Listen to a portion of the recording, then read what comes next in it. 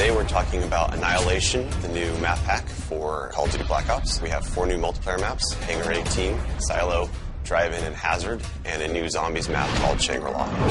Hangar 18 is based in the highly controversial Area 51, and it has a lot of Easter eggs that play up the conspiracy theory aspect. Hangar 18 is a medium-sized map. It has a pretty classic multiplayer gameplay structure. All the paths lead through and around the hangar. It kind of caters for all game types. You've got your close quarters going through the hangar. You've also got some sniper points as well. Strategically, you want to hold down the hangar.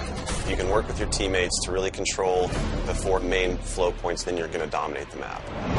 Silo is based on a Russian underground nuclear missile silo construction site. It's probably one of the largest maps in the entire game. Silo favors players who take their time because there's a lot of flank routes and a lot of interconnecting paths. So players who are smart and use decoys and pay attention to the mini-map are going to be more successful. You can't really stick around in one place for too long because you're going to get shot from multiple angles. You really need to learn how to play the map, how the paths flow, and you need to stay on the move. Nuketown was a really hugely successful and popular map with Black Ops, and we wanted to do another map in the DLC that kind of emulates that style of gameplay. Drive-In's a fairly small map, but it does have a variation of battles. You've got the wide open area in the middle, the actual Drive-In itself, but then you do have close quarter battles down the side. So Hazard was inspired by one of our World at War maps called Cliffside, but it's a complete reimagining of it.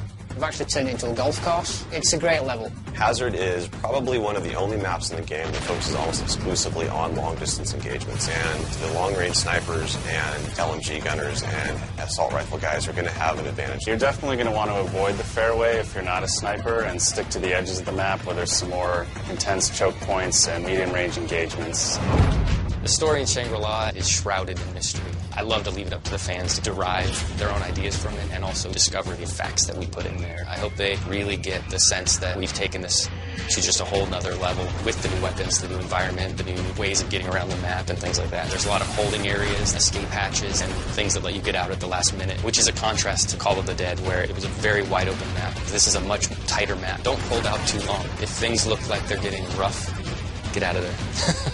It's time to go. With Annihilation, we had a goal that we really wanted to push the visuals in all the maps. Each map feels very unique from one another. They feel like the kind of maps that you just want to spend a lot of time in. Annihilation hits Xbox Live Marketplace on June 28th.